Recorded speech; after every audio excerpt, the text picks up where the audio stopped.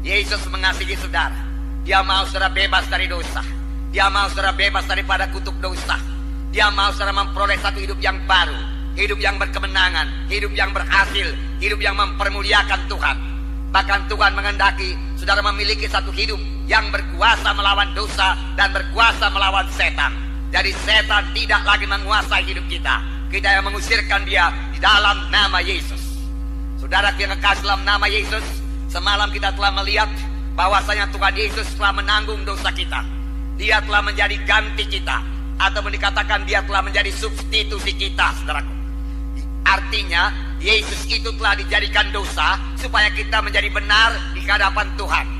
Jadi kita ini menjadi benar bukan karena kebaikan kita, bukan karena kejujuran kita, bukan karena apa yang sudah kita capai, tetapi karena apa yang telah diperbuat oleh Tuhan Yesus kepada kita. Apakah yang diperbuat Tuhan Yesus kepada kita? Semalam kita telah mendengar bagaimana Yesus sudah rela mengangkat salib dari Yerusalem ke Golgota, di mana kemudian dia disalibkan teraku pada kayu salib itu. Kita tahu bagaimana orang yang disalibkan, yaitu tangan dipaku, kaki dipaku, kepala Yesus diberi mahkota duri. Dari punggung Tuhan Yesus mengalir darah. Kemudian teraku Tuhan Yesus berkata, Eloi, Eloi, lama sabachthani. Bapa, Bapa, mengapa engkau tinggalkan aku? Terjadilah perpisahan dengan Bapa. Mengapa? Karena Yesus telah menanggung dosa kita. Yesus telah penuh dengan dosa kita. Ini diperbuat Tuhan Yesus supaya kita boleh bebas dari dosa. Akhirnya saudaraku, Tuhan Yesus berkata, sudah genap. Sudah genap ku tanggung semua dosa manusia. Sudah genap ditanggung Tuhan Yesus semua akibat dosa manusia ini. Jadi kalau Yesus sudah menanggungnya, saudara tidak perlu menanggungnya lagi. Hutang tidak perlu dua kali dibayar. Kalau sekali hutang itu sudah dibayar, sudah lunas.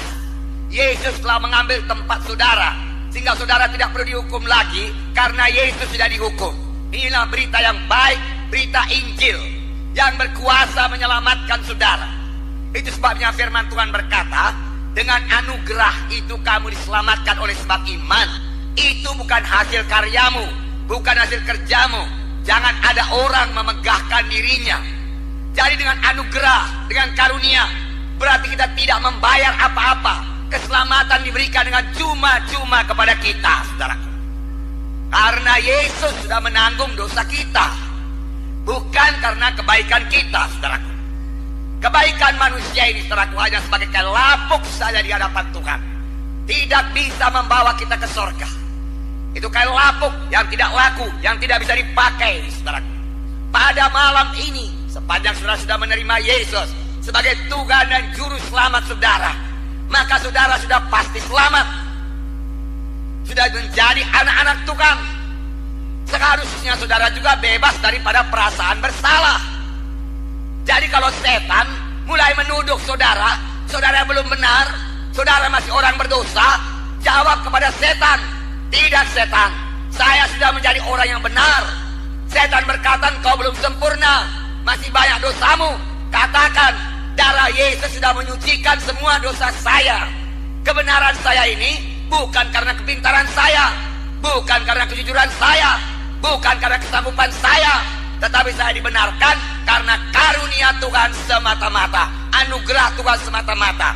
Saya telah menerima Yesus sebagai Tuhan dan Juru Selamat saya, maka saya sudah dibenarkan di hadapan Tuhan. Saya telah menjadi kebenaran di hadapan Tuhan. Oleh sebab itu setan iblis, engkau tidak bisa menuduh saya lagi, katakan. Amin, saudara. Tidak ada kita ini yang sempurna, tetapi tiap-tiap kali kita jatuh kepada dosa, Tuhan memberikan kesempatan kepada kita untuk bertobat. Dan kalau kita mengaku dosa kita dan bertobat, maka darah Yesus siap sedia menyucikan lagi dosa kita. Inilah berita yang baik. Darah Yesus berkuasa. Darah Yesus menebus dosa kita. Firman Tuhan berkata, kamu ditebus bukan dengan emas dan perak, bukan, tetapi kamu ditebus dengan darah yang mahal, darah anak domba yang tidak bercacat, tidak bercela, yaitu darah Yesus. Darah Yesuslah yang menebus kita, saudaraku. Dan ini semua sudah selesai dilakukan oleh Tuhan Yesus. Darah Yesus berkuasa untuk menebus dosa semua manusia di dunia ini. Darah Yesus cukup untuk menyucikan bagaimanapun besarnya dosa manusia ini. Boleh jadi saudara bertanya, kalau darah Yesus cukup untuk menyucikan semua dosa dari semua manusia di dunia ini, bisakah semua manusia itu selamat? Bisa, saudaraku. Tetapi mereka tidak otomatis selamat. Untuk selamat ada bagian kita. Dan Tuhan Yesus tidak pernah memaksa kita. Apakah bagian kita? Seperti saya ceritakan semalam, bagian kita yaitu bertobat. Kita berbalik, kita meninggalkan dosa, lalu bertobat, saudaraku. Kembali kepada Tuhan, maka darah Yesus menyucikan kita. Kemudian kita menerima Yesus sebagai Tuhan dan Juru Selamat kita. Kita mengaku, Tuhan Yesus, aku tidak sanggup menyelamatkan diriku. Oleh sebab itu Tuhan, ku terima Engkau sebagai Tuhan dan Juru Selamatku. Marilah Tuhan Yesus masuk dalam hatiku, tinggal dalam hatiku. Dan Yesus akan tinggal dalam saudara dengan rohnya. Dari luar biasa anugerah Tuhan diberikan Tuhan kepada saudara. Inilah keselamatan jiwa. Sepanjang saudara semalam, saudaraku, sudah menerima Yesus sebagai Tuhan dan Juru Selamat saudara, maka ada Tuhan Yesus dalam saudara. Dia berdiam dengan rohnya di dalam roh saudara, dalam hati saudara. Saudara bisa bersekutu dengan dia tiap-tiap saat, saudaraku. Itu sebabnya firman Tuhan berkata, siapa yang memiliki Yesus, dia memiliki hidup yang kekal. Siapa yang tidak memiliki Yesus, tidak memiliki hidup yang kekal. Keselamatan itu tergantung pada hubungan saudara dengan Yesus. Apakah benar-benar Yesus ada dalam hati saudara? Kalau Yesus ada dalam hati saudara, maka saudara sudah selamat. Sudah lahir baru menjadi anak-anak Tuhan. Keanggotaan satu gereja tidak menjamin keselamatan. Ada orang menjadi anggota satu gereja, maka sudah bertahun-tahun saudaraku menjadi anggota gereja, namun saudaraku dia belum juga selamat. Mengapa saudaraku? Karena dia belum menerima Yesus sebagai Tuhan dan Juru Selamatnya. Saudara pilkah dalam nama Yesus, puji Tuhan, saudara sudah menerima Yesus sebagai Tuhan dan Juru Selamat saudara. Itu adalah hal yang paling penting dalam hidup ini.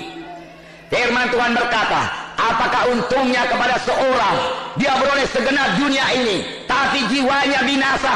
Apa untungnya? Sia-sia belaka, saudaraku. Sia-sia. Walaupun kita hidup dengan umur yang panjang di dunia ini, tetapi setelah kita meninggalkan dunia ini, kita masuk dalam kekekalan. Dan kekekalan yang kita masuki itu adalah neraka yang kekal. Sia-sia. Sorga ada, neraka ada. Pilihlah sorga, karena Tuhan Yesus sudah menyediakan sorga itu bagi saudara. Dengan susah payah, dengan menderita, dengan disalib, dengan dicambuk, dengan mencurahkan darahnya, bahkan mati di kayu salib di Golgota, saudaraku. Untuk saudara, janganlah sia-siakan korban Tuhan Yesus ini. Saya tahu dia sangat mengasihi saudara. Itu sebabnya kami datang ke kisaran ini memberitakan Injil. Kami tahu Yesus mengendaki tidak seorang pun di antara saudara binasa ke neraka. Itu sebabnya saudaraku, kami tidak segan-segan. Kami memberitakan Injil. Ya segenap hati saudara, hati kami kepada saudara. Haleluya saudara.